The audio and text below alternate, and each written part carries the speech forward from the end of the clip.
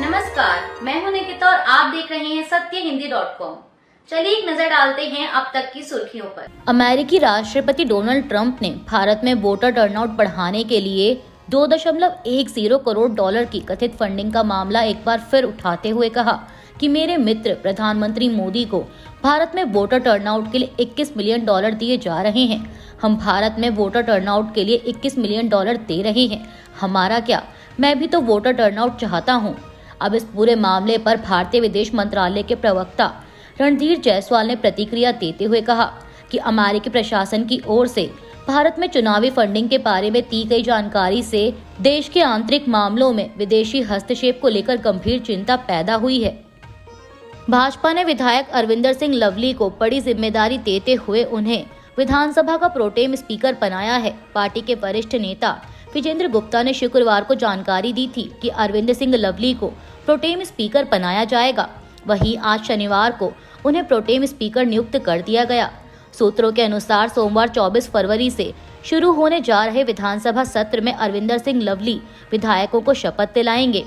दरअसल pro tem speaker विधानसभा का अस्थायी स्पीकर होता है जो एक टाइम पीरियड तक के लिए होता है और तब तक विधानसभा का संचालन करता है जब तक विधानसभा में स्थायी स्पीकर नहीं बना दिया जाता और प्रोटेम स्पीकर ही नवनिर्वाचित विधायकों को शपथ दिलवाता है।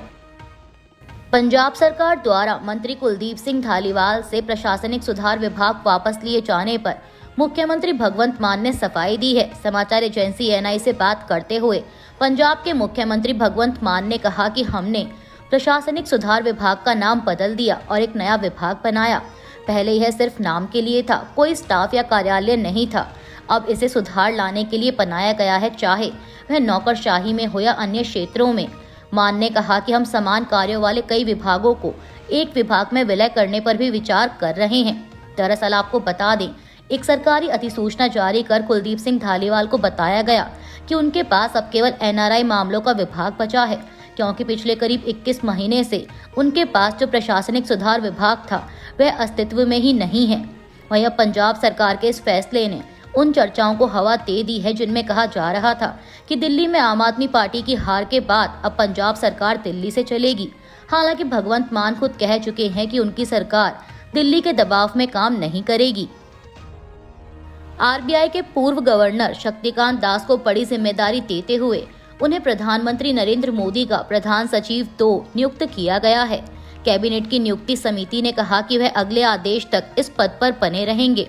आपको बता दें कि आरबीआई गवर्नर के रूप में 6 साल तक अपनी सेवाएं देने के बाद वह दिसंबर 2024 में रिटायर हुए थे।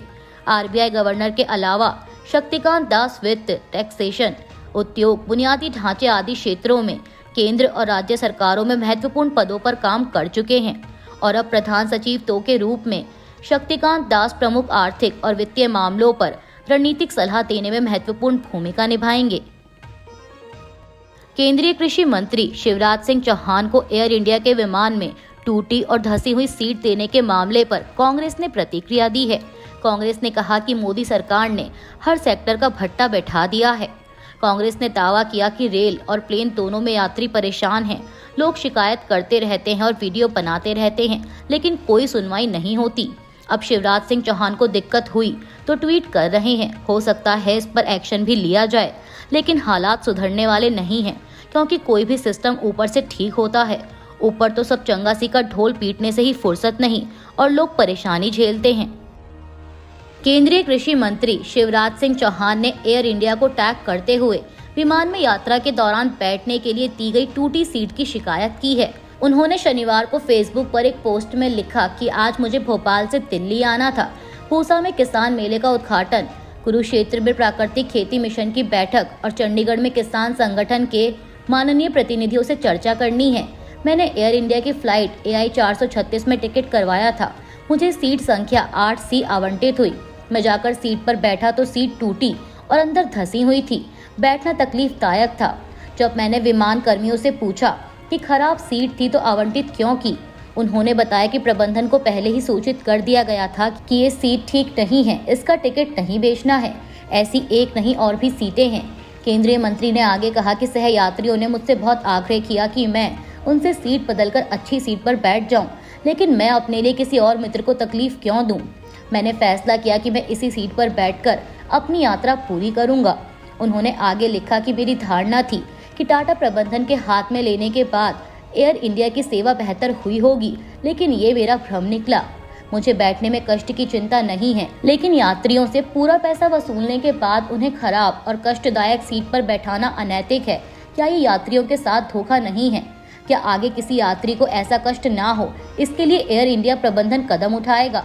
क्या यात्रियों की जल्दी पहुंचने की मजबूरी का फायदा उठाता रहेगा? पाकिस्तान के लाहौर में खेले जा रहे चैंपियंस ट्रॉफी 2025 के एक मुकाबले में ऑस्ट्रेलिया के खिलाफ इंग्लैंड ने 50 ओवर में 351 रन बनाए हैं। वहीं अब ऑस्ट्रेलिया को ये मैच जीतने के लिए 352 रन बनाने होंगे। बता दें कि इंग्लैंड की ओर से सबसे अधिक रन बल्लेबाज बेन डकेट ने बनाए। उन्होंने 165 रनों की पारी खेली। आईसीसी ने सोशल मीडिया प्लेटफॉर्म एक्स पर पोस्ट कर बताया कि बेन डकेट पहले खिलाड़ी हैं जिन्होंने चैंपियंस ट्रॉफी के इतिहास में 150 रन बनाए हैं। दिल्ली की पूर्व मुख्यमंत्री और आम आदमी पार्टी नेता आतिशी ने दिल्ली की मुख्यमंत्री रेखा गुप्ता को पत्र लिखकर दिल्ली में महिलाओं को 2500 रुपए प्रतिमाह देने की योजना के संबंध में 23 फरवरी को आम आदमी पार्टी विधायक दल से मिलने का समय मांगा है। आतिशी ने एक पत्र में लिखा कि सबसे पहले आपको दिल्ली के मुख्यमंत्री पद का कार्यभार संभालने के लिए हार्दिक शुभकामनाएं। उन्होंने आगे लिखा कि भाजपा ने 31 जनवरी को चुनाव प्रचार के दौरान द्वारका में रैली में माताओं बहनों से वादा किया था कि पहली कैबिनेट बैठक में उनके लिए 2500 रुपए प्रतिमाह की योजना पास की जाएगी। आतिशी ने कहा कि 20 फरवरी को आपकी सरकार की पहली बैठक हुई, लेकिन महिलाओं के लिए 2500 रुपए की योजना पास नहीं हुई। दिल्ली की महिलाओं ने मोदी जी की गारंटी पर विश्वास किया था, लेकिन अब वे खुद को ठगा हुआ महसूस कर रही हैं। इस विषय को लेकर आम आदमी पार्टी का विधायक दल कल 23 फरवरी को आपसे मिलकर चर्चा करना चाहता है। मैं आपसे निवेदन करती हूं कि आप अपने व्यस्त समय में से कुछ समय निकालकर हमें मिलने का अवसर दें। इसी साल होने वाले आगामी विधानसभा चुनाव को लेकर आरजेडी नेता तेजस्वी यादव ने कहा कि जब वे चाहेंगे वे चुनाव करा सकते हैं। तेजस्वी ने कहा कि आप जानते हैं कि चुनाव आयोग भाजपा के लिए चीयर लीडर की तरह है। उन्होंने कहा कि हम तैयार हैं और इस बार बिहार की जनता बदलाव चाहती है। आप भी देख रहे हैं कि सीएम का कोई विजन नहीं है, वे थक गए हैं, केवल कुछ अधिकारी ही सरकार चला रहे हैं। तेलंगाना के अमराबाद में एक निर्माणाधीन सुरंग का एक हिस्सा गिर गया है और इस हादसे में कई मजदूरों के घायल होने की खबर है। समाचार एजेंसी पीटीआई ने निर्माण कार्य कर रही कंपनी से मिली जानकारी के हवाले से कहा कि हादसे के कारण कम से कम 6 मजदूर सुरंग के भीतर फंस गए हैं। वहीं प्रदेश के मुख्यमंत्री रेवंत रेड्डी के कार्यालय ने भी सोशल मीडिया पर पोस्ट कर इस घटना की जानकारी दी। पोस्ट में लिखा है कि सुरंग में छत गिरने और कई लोगों के घायल होने की सूचना मिलने के बाद मुख्यमंत्री ने तुरंत अधिकारियों को सतर्क किया। जिला कलेक्टर, एसपी, अग्निशमन विभाग, हाइड्रा और सिंचाई विभाग के अधिकारियों को घटनास्थल पर पहुंचकर और राहत कार्य शुरू करने का आदेश दिया गया है। मुख्यमंत्री ने ये भी जानकारी दी कि आदेश मिलने के बाद सिंचाई मंत्री, सिंचाई सलाहकार और अन्य अधिकारी विशेष हेलीकॉप्टर से घटनास्थल के लिए रवाना हुए। बता दें कि एसएलपीसी सुरंग श्री शैलम लेफ्ट बैंक कनाल प्रोजेक्ट का हिस्सा है और ये टनल नालगोंडा जिले में बनाई जा रही थी। सत्ता संभालने के बाद अमेरिकी राष्ट्रपति डोनाल्ड ट्रंप लगातार आक्रामक रूप में नजर आ रहे हैं, चाहे मामला टैरिफ का हो, रूस यूक्रेन युद्ध का या फिर विदेशों में दी जाने वाली सहायता का। अब इसी कड़ी में यूक्रेन युद्ध को लेकर राष्ट्रपति ट्रंप ने ब्रिटिश पीएम और फ्रांस के राष्ट्रपति पर आरोप लगाया है। ट्रंप ने कहा है कि फ्रांस के राष्ट्रपति इमैनुअल मैक्रोन और ब्रिटेन के प्रधानमंत्री कीयर स्टारमर ने यूक्रेन में युद्ध को खत्म करने के लिए कुछ नहीं किया। बता दें कि ट्रंप का यह बयान ऐसे वक्त पर आया है जब ये दोनों ही नेता अगले हफ्ते व्हाइट हाउस में राष्ट्रपति ट्रंप से मिलने आने वाले हैं। ट्रंप ने आगे कहा कि यूक्रेन के राष्ट्रपति व्लादिमीर जेलेंस्की के पास शांति समझौते को लेकर कोई तरीका नहीं है और मुझे नहीं लगता कि वो इतने महत्वपूर्ण हैं कि वो मीटिंग में मौजूद रहें। दरअसल आपको बता दें कि रूस यूक्रेन युद्ध को लेकर अमेरिका और रूस के विदेश मंत्रियों की सऊदी अरब में मुलाकात हुई थी, जिसे लेकर यूक्रेनी राष्ट्रपति जेलेंस्की ने कहा था कि हमें इस मीटिंग के बारे में खुद मीडिया से पता चला है और यूक्रेन के बिना ऐसी किसी मीटिंग का कोई महत्व नहीं है।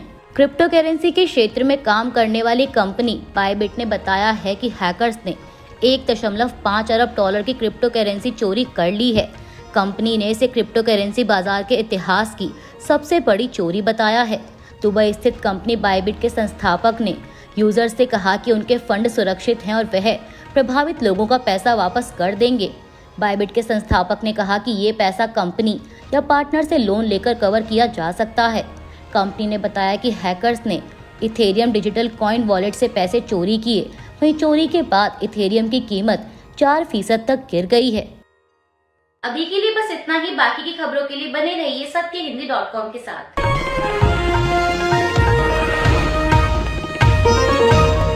Copyright disclaimer under Section 107 of the Copyright Act 1976. Allowance is made for fair use for purposes such as criticism, comment, news reporting, scholarship, and research. Fair use is a use permitted by copyright statute that might otherwise be infringing.